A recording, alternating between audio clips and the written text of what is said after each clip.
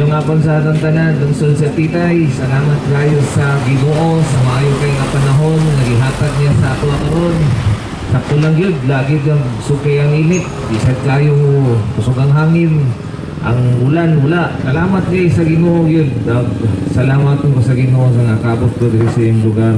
O ngayon din siyang pasalamatan sa tibok na itong kinabuhi. Sa sinugdanan pa lang, buntag pa, ang ngayon naging siyang pasalamatan kay Kabaloy Son. Ang Ginoo naghatag sa itong gininhawa. Kung saan ka gininhawa ito, kung saan na lang, di na kita makapanginabuhi dito sa kalibutan. Sama sa pag-drive, pagbatika, kung sa pa itong buhaton diya sa matagadlaw. Ang Ginoo, di na ito nakalimtan. Kaya siya naghatag sa itong gininhawa. Di ba, iyon ang Ginoo sa Genesis pa. Giporma sa Ginoo ang tao, gihuipan, gitagaan o gininhawa, gitagaan o ginabuhi. Tapos nagutan na, tag-iya sa atong ginabuhi, mao ang Ginoo. So, ingon po siya na unahang tanan, o ang tanan musunod ra. Kadang mga butang diri sa kalibutan, na mga financial, mga blessing, iya siya tag-iyana, iyahan ng kaya niya nga ang usa ka tao padatuon, kaya niya ang usbo na kinabuhi sa tao. Basta unahan lang Ginoo kay matud pa sa iyang gisingon, unahan Ginoo, ang tanan musunod ra. Ano imong pamilya, imong business, imong trabaho, tanan gayon sunod na ginatanan sa Ginoo kay imo na yung saado. Ang Ginoo dili na siya bakakon. Yan ang gihatag sa tuwang paglaom o iyang promise sa tuwang ihagid na gihatag sa tuwa ang kinabuhi na madagayaon o abundant life. Dili gyud magkulang ang Ginoo. Sukad pa sa ginugdanan, wala kulang ang Ginoo sa pagpanganak sa imo. Pila nakakatuway karon, di ba? Taas na kayo kinabuhi, wala ka po kapasagti sa Ginoo. Giayo ka sa imong balatian. Bao na ang Ginoo na ngayon nato siyang pasalamatan. Pasalamatan nato siya sa tanan niyang gibuhat, di nato siya kalimtan. Na ang Ginoo siya ang pinugdan sa tanang mga butang. So sa atong pagkinabuhi diri sa kalibutan, kita malimot sa Ginoo nga siya ang atong pasalamatan. Ug bao kami ang mga balita sa Ginoo. Na ako'y ginala nga may balita sa inyo diri lungsod sa Titay. Ang usahay, ato pa ng usahay, tanawan ng balita diya sa TV, di ba? Usahay, tanawan ng TV, dagang kay mga dimayang balita, korupsyon.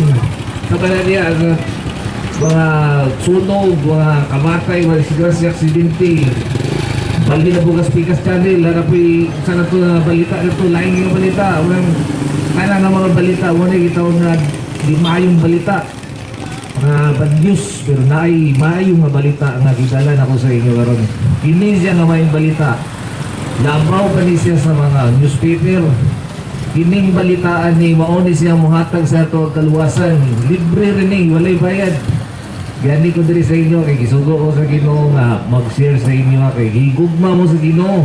Matud pa niya ang tanan daw uto sa iya sa iyang anak nga si Jesus Christ. Nagilansang sa krus, gilubong na banhaw, maluwas gayon. Busa igsoon, maoning may balita. Ang may balita na diri sa Biblia. O ang Ginoo, maayo kay siya, kaya naman, siyan sa kadugay nga panahon, kining Biblia, dugay na kay siya, pero datingala ka, anong daka tinuod man ang mga panghitabo sa kalibutan. Dugay na kay nagisutat, kay mao man na siya igsoon ang pulong sa Ginoo. Buhi na siya, buhi. Matod pa sa iyong pulong, ang pulong sa Ginoo buhi. Hangtod karon magpadayon gid na siya matuman na bisan pag mabungkag ang kalibutan, ingon ang Ginoo. Mabungkag man ang kalibutan apan ang pulong sa Ginoo dili gid na mahanaw. Bahala pag mag-nuclear war basta mo ni hitabo gyud. Matuman gid na ang gisaad sa Ginoo. Mo ni ang katumanan karon kay Igsoon ug naa pa gid may balita no. Ang balita niya nga giingon niya sa iyang pulong. Kabalo mo ang Ginoo makikistorya gyud na siya karon. Dili na siya bungol o buta o unsa pa nang ang Ginoo mo tubag gina siya kung gusto unsa pagtubag dili ni dungan ang Ginoo. Gusto na siya ni istorya. Soon sa unang panahon, sa panahon ni Moises, gisugo na si Moises sa una sa Mount Sinai. Igdan na siya sa Ginoo nga moadto ka sa Mount Sinai kay tagaan ka kag balaod na pulo ka sugo. Isulat dako dadto ang akong sugo. Gisaka na si Moises sa Igsoon, nagpasting na 40 ka adlaw. Saka na dito sa bukid. Pagsaka niya sa bukid, dito niya nadawat ang napulo ka sugo. Ug kana napulo ka sugo, nasulat na sa Biblia. Ug ang Ginoo nagstorya na, dili tao na imbento na. Ang iyang giingon pinakaunang sugo niya, balaod niya. May gugma ang Ginoo sa tibok ni mo nauna. Tibok ang mong kusog, tibok ni mo kasing-kasing. Kay kaduang sugo, ayaw pagsimba o mga Diyos, Diyos ka na ko. Ikatulo, ikaw pa tantod sa ikanapulo. Wala rin na igsuon nga, imbinto na sa tao. Hindi mo nagstorya na. Mo na niya karoon ng Biblia. Pasaligan na niya galauman. O karoon, nagpadayon diya po na ang Ginoo makistorya na to. Nga nung saan man nato pagtuog sa iyong pulong? Igsuon, naaalagi mahing balita. Mo na siya mahing balita. Ang pulong sa Ginoo makistorya ka na to. O niya, magigsuon na, dindot kayo nga saan niya sa atuan. Narang saan niya sa atuan. No? Akong basahon sa inyo. Sa gipadayag, pinakalaskid na page sa Bible. Pinakalas, moni siya ang pinakalaskid. Akong basahon sa inyo. Padayag 21 versicle 6. Unya niingon ang anghel kanao, matuod kini mga pulunga o kasaligan. Ang Ginoong Dios nga naghatag sa iyang espiritu ngadto sa mga propeta, nagsugo sa iyang anghel aron ipakita ngadto sa iyang mga alagad ang mga utang nga mahitabo sa dili madugay. Igsoon, ipakita daw sa Ginoo sa katapusan ng mga adlaw ang mga butang ng mga makalilisan ng mga utang. Ugunin ni karamiso naman ay mga gubat, may mga linog, mga pag so pala diya nga mga hitabo na karon nga gipang sulat sa Biblia mo na ni siya. O mao ni siya ang ako basaw karon nga pagidoryo. Inyo si Jesus Christ, dili ang tawa, ingon ang Ginoo, Jesus Christ, mubalik ako sa dili madugay. Bulahan katong nag-amping sa gipanagna dinhi ining libruha. O siya ingon, bulahan ka daw kung nangandam ka, bulahan ka daw na nakitan ka, nag-amping ka sa sawang nining balaod sa Biblia, libro. Mauna ni siya igsoon nga gitalaan na may balita nga mangandam na tayo, bumalik na siya.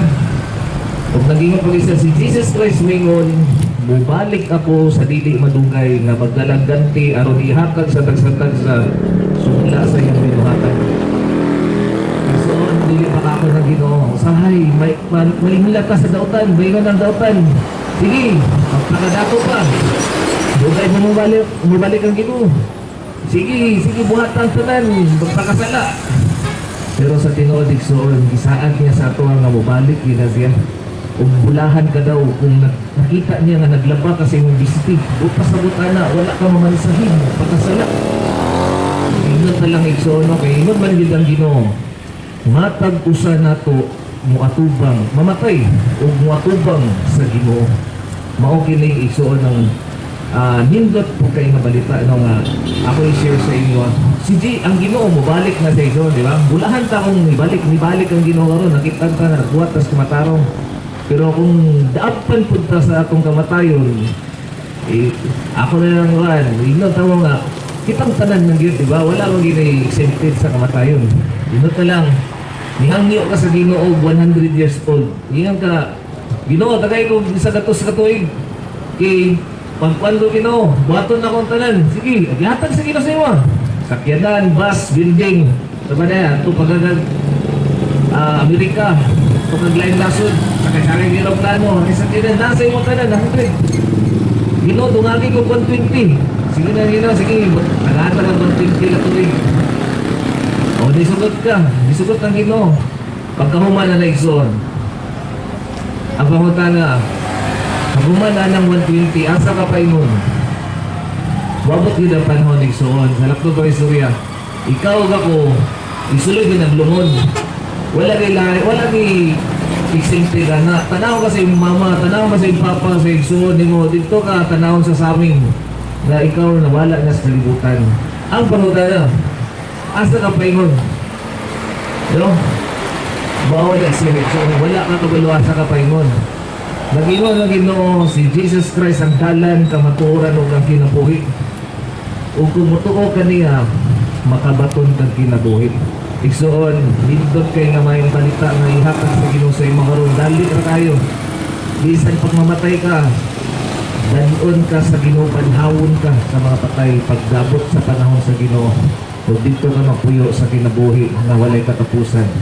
Igsoon, mao gani ang alaot kung kaayo nga mahitabo sa usa ka tawo, maabpan siya, gihukman siya sa Ginoo. Sa ginang disi sa kalibutan, wala niya hilong-tumi ang Ginoo. Manay maing balita, nalimot siya.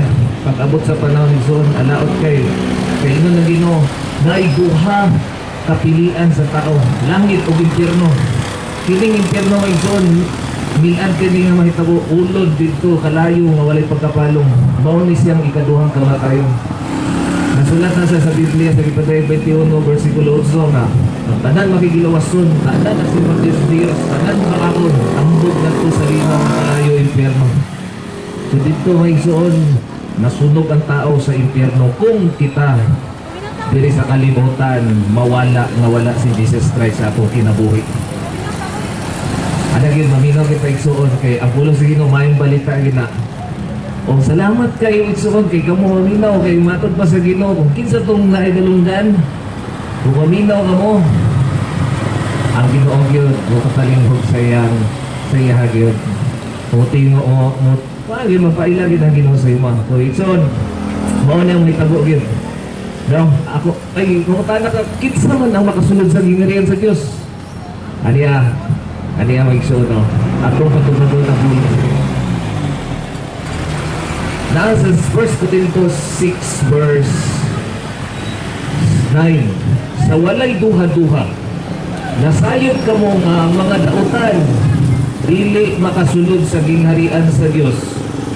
Ayaw palimbong kay ang mga tao nga makigilawason, mga nagsimba og Diyos, mga mananapaw, o nakikilawas sa lalaki o babae, o kawatan, o hakog, o mga palahubog, o timbutang-butang, o mga malapason sa balaod, dili makasulod sa kinarian sa Diyos.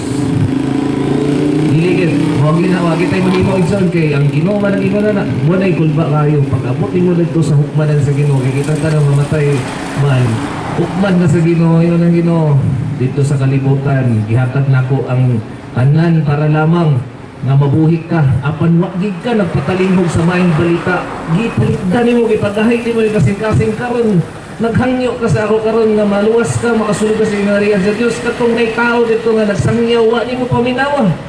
Kadyot pra kay to siya giyana dia pero wa gid mo paminawa nagbagahay kasi mo kasi kasi na wa na gid tay mahimo na igsoon. Mubin na lang ingon sa Biblia na ulahin na gid ang pagbason. Gintras sa duna pay panahon ingon ang Ginoo dawatan na ang Ginoo karon. Igsoon maayo ni nga balita nagingon ang Ginoo bisan unsa pagkapula ang imong sala. Kadungdong mo sa una nga si ang Ginoo gilansang sa krus ug naay kriminal tulo sila kabuok. Ang usa nagbugal-bugal, gingnan niya, uy, Ginoo mga luwas na yung bugalingon. Gingnan siya sa kriminal. Ayaw pagbugal-bugalin na, wala isala. Ginoo, kung ikaw man ang Ginoo, pag maghari na ka, Ginoo pa na ko. Kung situbag sa Ginoo, sugod ka ron. Dito na ka mapuyo sa paraiso. Kadyot na kayo gingnan sa Ginoo kay kung muto lang ka, kung musalig ka niya, para patong na kinabuhin walay katapusan. Igsoon, daan may balita mo ni siya karon. Naging na Ginoo kung kinsa tumuduol sa iya karon, utos siya anak si Jesus Christ. Kalmang luluwas sa Ginoo, maluwas ka. Dawata siya karon sa tibok nimo kasing-kasing. Basin sa imong nahuna karon, nagingon ka, Ginoo, ako gid tingali ni. Ikaw ni igsoon. Siguro naglakaw ka ang imong edad 70 na, 60 na. Igsoon, 20 na lang katuig imong kinabuhi diri nabilin, imong talang 80 na lang ka. Mawala na ka kay nakay high blood, nakay diabetes. Igsoon, ayon sa iyang panahon, karon na ang adlaw nga imong dawaton ang Ginoo. Wala ni bayad, libre ra ni. Tingna lang sa tibok nimong kasing-kasing, Jesus Christ. Dawaton ta ka sa tibok ng kasing-kasing. Sa tibok ng kusog kalang hunahuna. Wala na ilaing na Diyos. Ikaw lamang ang Diyos sa Israel. Si Yeshua HaMashiach, Yahweh Jesus Christ. Luwas ako Ginoo, kay matod pa sa imong pulong. Kinsa tumutuo sa imong anak nga namatay, nilupong, nabanhaw sa ikatulong adlaw, maluwas, ug may kinabuhing walay katapusan. Isulat ako ngalan sa libro sa kinabuhi. O pailangan ako pinagi sa imong pulong. Luwas ako Ginoo, o pasaylo ako sa mga sala. Amen. Igsoon, bulahan ka sa kanang bulahan kung ginawat ni mong pulong sa Ginoo. Maura na akong i-stress sa imo ha. Karong adlaw ang kaluwasan nimo kung imo tong gidawat sa tibok nimo kasing-kasing. Salamat kayo sa hapon nga atong ihatag sa Ginoo. Ako dahil si Pastor Evangelist Jerry. Gikan po ko sa Cagayan de Oro City. Matag Batang Merkado akong giagian. Gracias sa Ginoo. Gikan ko sa Cagayan, Paingon, sa Hinuog. O kung gracias sa Ginoo, matuyok na to ang Pilipinas pinagi sa iyang kaluoy nga. Ang tanang tao maluwas. Gusto sa Ginoo maluwas. So, adayon na tayo doon. Atod sa pagbalik sa Ginoo. Glory to God. Amen. So, na yung YouTube channel. YouTube channel lang ang church naman kay Yahweh Ministry po ano ta, 102. Hindi mo matatawa na zone kay taghan kay mga pulong sa Ginoo. Glory to God. Salamat kayo. Angkod sa katapusan na itong kinabuhi. Kung kinakita na sa langit po, glory to God. Amen.